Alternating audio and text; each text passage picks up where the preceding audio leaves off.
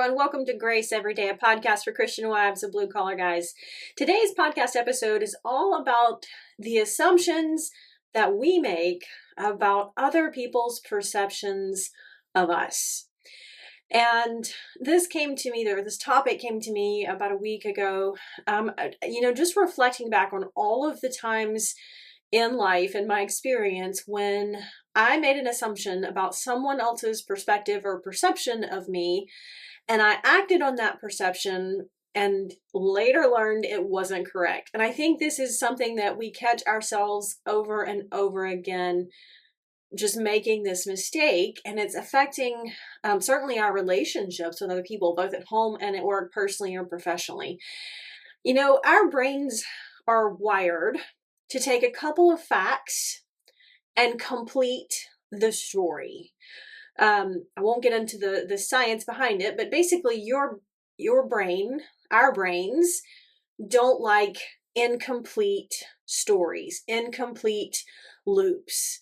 We're just wired that way. Our brain just likes to make sure that there is a beginning and an ending all the way through. It doesn't like to be left hanging.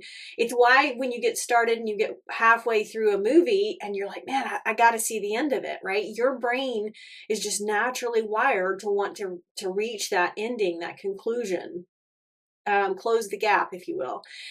And, that's not a bad thing.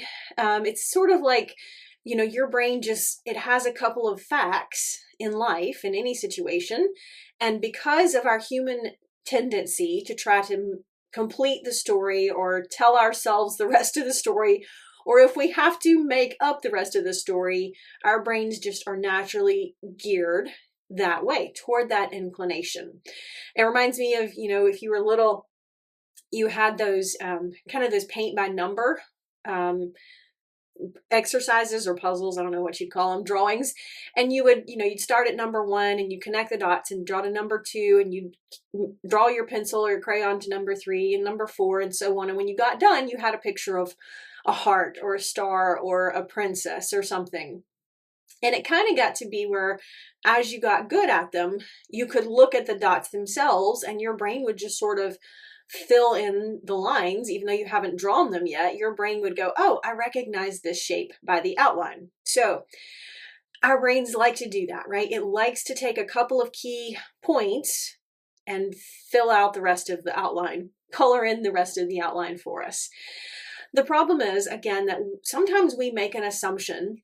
Sometimes we color out the rest of the outline figuratively in our brain, and we later find out that wasn't an accurate picture. And the problem is, if we've acted on that assumption, that can impact our relationships.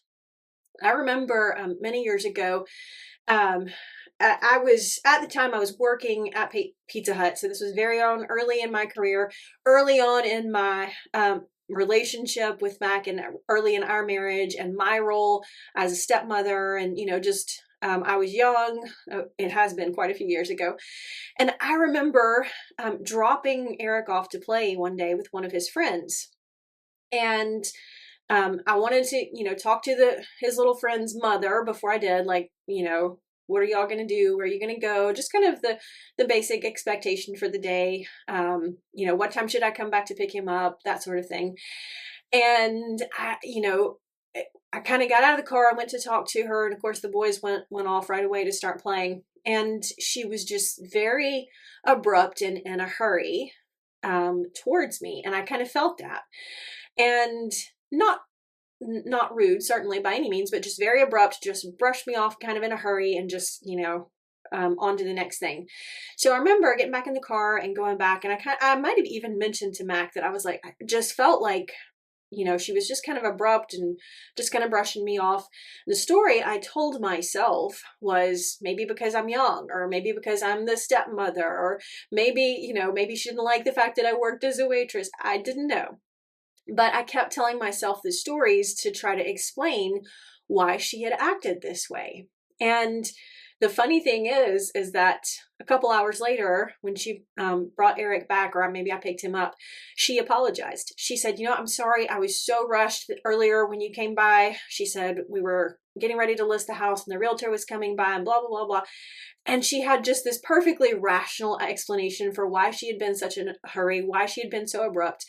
And it clearly made sense to me now. But the learning point here, the lesson for me was, whoa, I mean, she had a perfectly rational, logical reason for her behavior. And it was none of the things that I wanted to assume. It was none of the assumptions that I wanted to make. She was, and from that day on, she was always just as nice and cordial to me. We actually got to, know each other a little bit and got to be friends. And of course, the boys played together. So I got to interact with her many more times over the years. And so, just a key example of sometimes we make an assumption about someone else's perception of us based on a couple of key pieces of information, and our assumption is not always right. So thankfully, I didn't say something sharp to her or didn't, question her behavior toward me, or I just started to tell myself the story. The story I was telling myself wasn't true. So I'm thankful I didn't act on it or do anything like that. But how often is it that we do act? We do take action based on the few pieces of a story that we have, and later find out we were wrong. They were not correct. And that can damage our relationships, right? And so again, catching our natural tendency before we take action, hit that pause button mentally, emotionally, and just make sure that we're acting on the facts of a situation. Just make sure that we're responding to a situation based on the facts and actual things instead of just the emotion. Because it's so easy to act or respond based on the emotion of the moment, and boy, do we get ourselves in a mess sometimes. Now, that's not the only time I made an assumption about someone else's perception of me, but it's one that stuck out in my mind because, number one, it was just such a good example of we just make an assumption and then we act or don't act in my case, but if we do, sometimes we get ourselves in trouble. And you know what? At the end of the day, other people's perspectives of us are not nearly as important to them as they are to us. And isn't it interesting that we all spend a lot of our time wondering about how other people perceive us?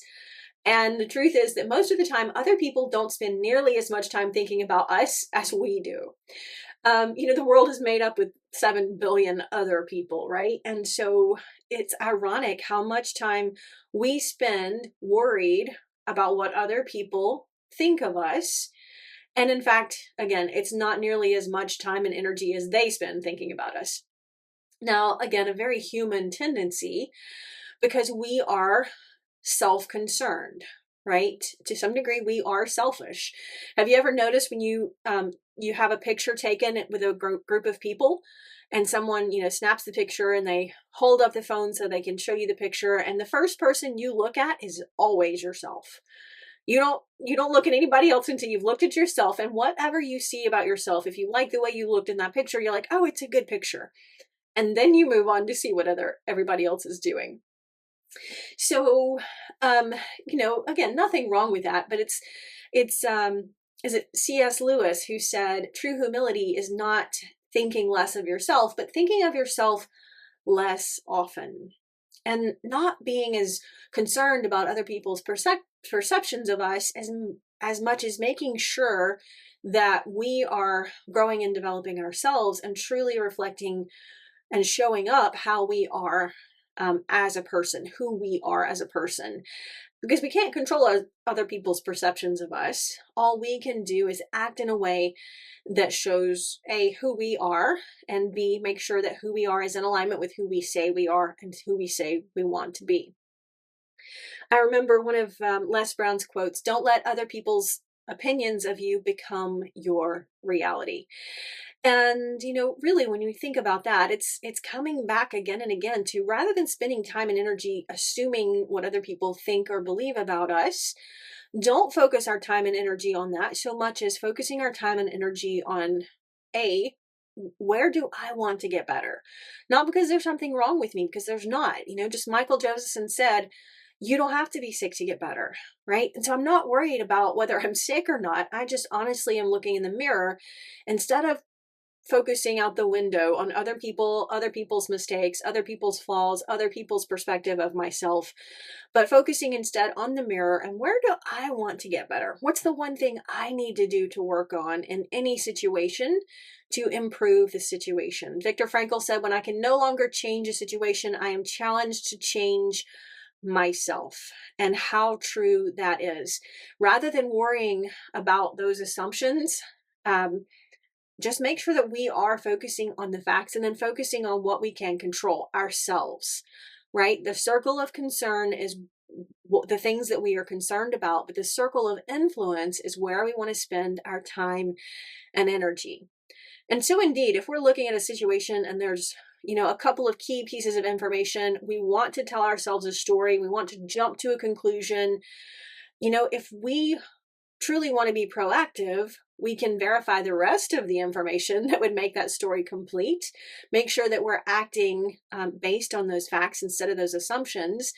And again, spending less and less time worried about what other people think of us and more time worried about what do I think about myself and where do I want to grow in that area? What do I need to work on? Because life is tough, but God's grace is always enough. Until next time.